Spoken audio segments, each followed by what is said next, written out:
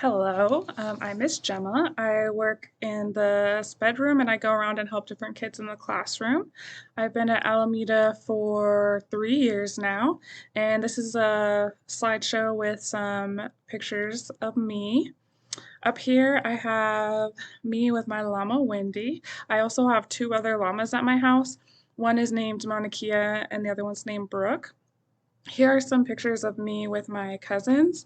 I love spending time with my little cousins, especially Danny over here. He'll help me with the Cricut and he'll help me make shirts and stuff, just like the shirts that me and Tennille and Abby are wearing in this picture.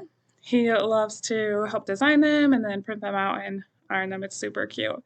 Anyways, this is also me with one of my cousins tie-dyeing. I love to tie-dye stuff, as you can also see in this picture. And you can see Danny's wearing something we tie-dyed. And then this is just a picture of when I graduated from college last year.